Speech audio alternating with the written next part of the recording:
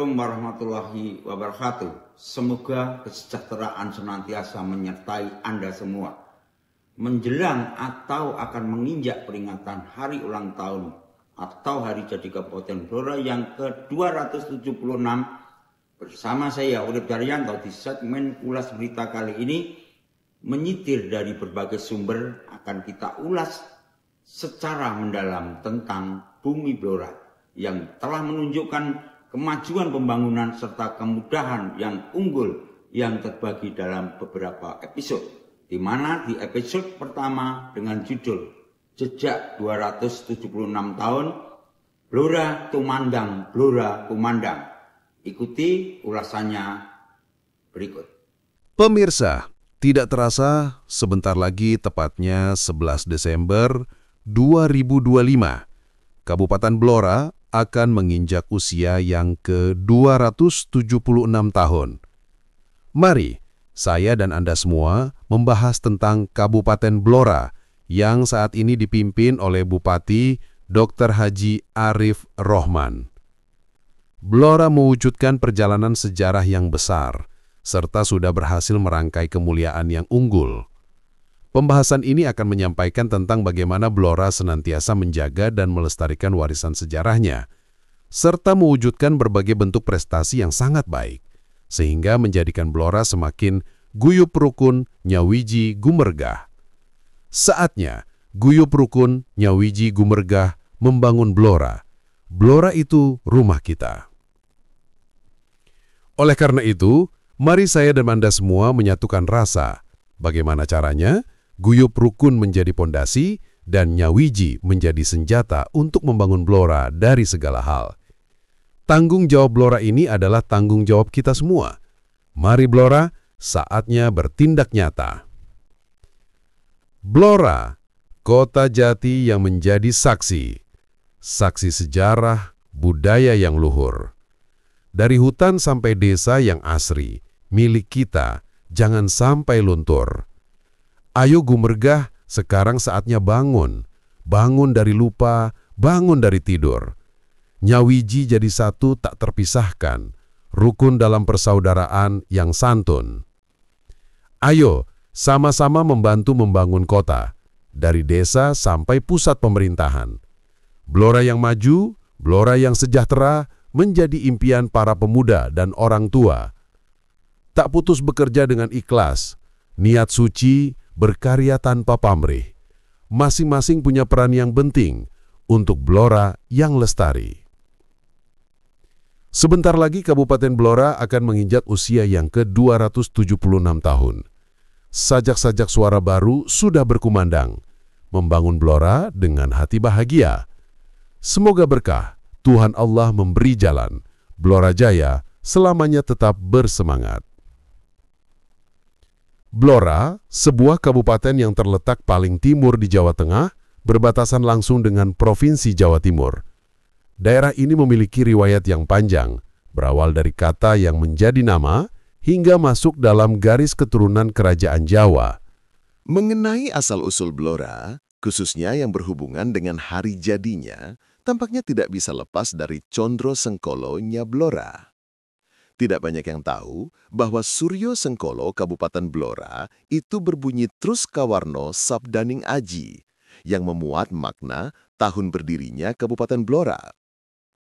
Sengkolo ini berasal dari kata soko dan kolo, yang dalam kamus besar memiliki arti kata gambar atau benda yang memuat lambang angka bilangan.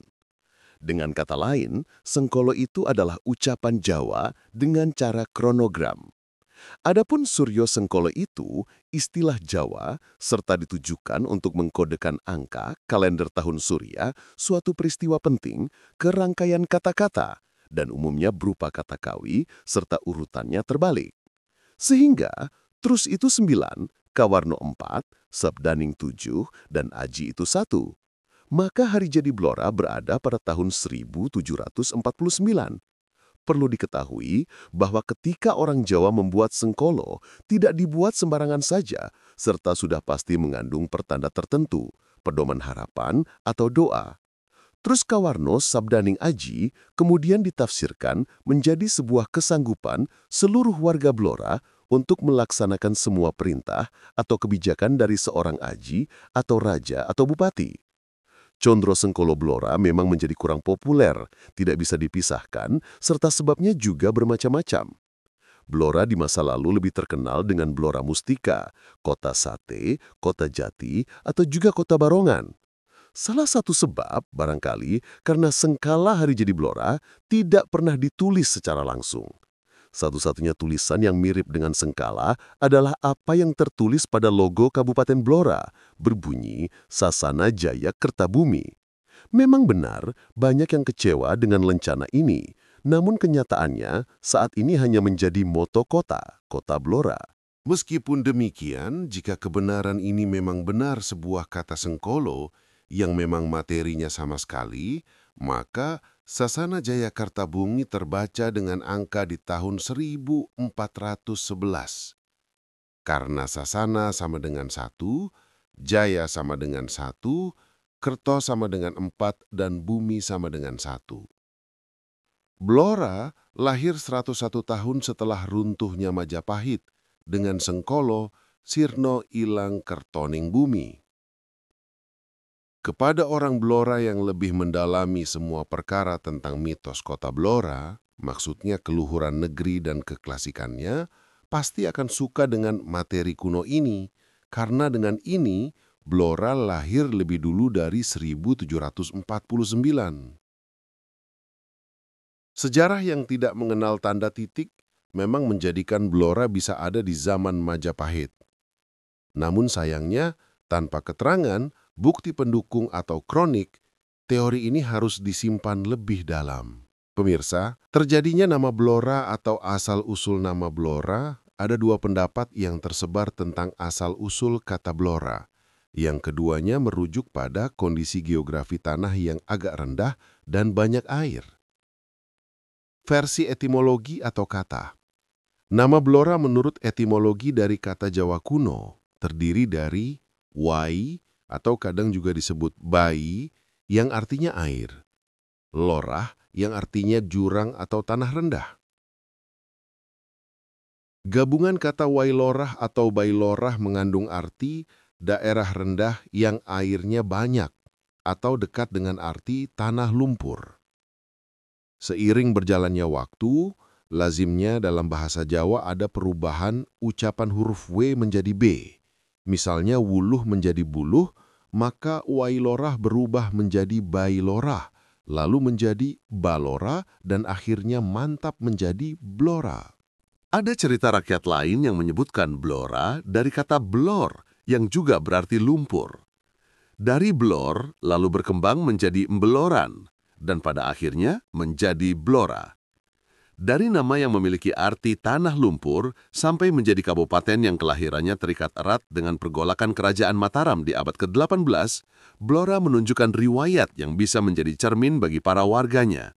Asal-usul ini sebagai dasar untuk menghargai dan melestarikan warisan budaya di daerah Blora. Diketahui, di masa kerajaan besar, daerah Blora sudah menjadi bagian yang penting dari beberapa kerajaan Jawa. Masa Kadipaten Jipang abad 16.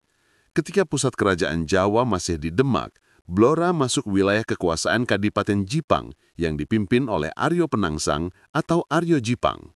Wilayah Aryo Penangsang meliputi Pati, Lasem, Blora, dan Jipang. Setelah kerajaan Demak jatuh ke tangan Joko Tingkir atau Sultan Hadiwijoyo, pusat pemerintahan dipindah ke Pajang, sehingga Blora ikut menjadi bagian dari kerajaan Pajang. Masa kerajaan Mataram. Kerajaan Pajang tidak lama, karena kemudian kalah oleh kerajaan Mataram di Kota Gede. Blora termasuk wilayah Mataram sebelah timur atau disebut Bangwetan. Pada pemerintahan Sesuhunan Pakubuwana I, 1704 sampai 1719, daerah Blora diberikan kepada putranya, Pangeran Blitar, yang kemudian diberi gelar Adipati. Ketika Mataram dipimpin oleh Sesuhunan Pakubuwana II, 1727 sampai 1749, terjadi pergolakan besar Perang Suksesi Jawa III atau yang lebih terkenal sebagai Perang Mangkubumi 1746 sampai 1755. Lahirnya Kabupaten Blora dan Bupati yang pertama. Perang Mangkubumi inilah yang menjadi tonggak penting bagi terbentuknya Kabupaten Blora, pergolakan Mataram dan pengangkatan bupati. Pada masa Perang Mangkubumi, Pangeran Mangkubumi yang kelak menjadi Sultan Hamengkubuwono I berhasil mengumpulkan kekuatan dan menguasai beberapa daerah, termasuk Blora. Menurut catatan sejarah, khususnya dari Babad Giyanti dan Serat Kuntor Atomo, ketika Pangeran Mangkubumi bertakhta sebagai ratu atau raja di Yogyakarta, beliau kemudian mengangkat beberapa pejabat. Salah satunya adalah pemimpin prajuritnya yang bernama Wilatikta. Raden Tumenggung Wilatikta diangkat menjadi Bupati Blora pada tanggal 11 Desember 1749. Tanggal 11 Desember inilah yang kemudian ditetapkan sebagai hari jadi Kabupaten Blora sampai sekarang. Blora setelah Perjanjian Giyanti 1755. Perang Mangkubumi akhirnya diakhiri dengan Perjanjian Giyanti pada tahun 1755. Perjanjian ini membagi Kerajaan Mataram menjadi dua, yaitu Kasunanan Surakarta dan Kasultanan Yogyakarta. Daerah Blora yang sudah memiliki bupati yang diangkat oleh Pangeran Mangkubumi akhirnya masuk wilayah kekuasaan Kasunanan Surakarta. Namun riwayat yang berhubungan dengan bupati pertama, Raden Tumenggung Wilatikta, tetap menjadi dasar penetapan hari jadi kabupaten. Pemirsa, demikian tadi bahasan sedikit mengenai asal-muasal nama Blora dan sejarah berdirinya Kabupaten Blora yang telah ditetapkan pada tanggal 11 Desember tahun 1749 sebagai hari jadinya. Nantikan bahasan kami selanjutnya yang menguraikan siapa saja tokoh atau sesepuh yang pernah menjabat sebagai Bupati Blora, mulai dari Bupati yang pertama sampai Bupati yang ke-30 saat ini. Semoga dari bahasan ini rasa cinta terhadap sejarah dan leluhur kita dapat semakin berkembang. Sudah menjadi tradisi, setiap memperingati hari ulang tahunnya akan dilaksanakan ziarah ke makam para Bupati Blora yang sudah menjabat sebelumnya. Sebagai wujud penghormatan terhadap jasa-jasa mereka, terima kasih atas perhatiannya. Akhir kata, wassalamualaikum warahmatullahi wabarakatuh.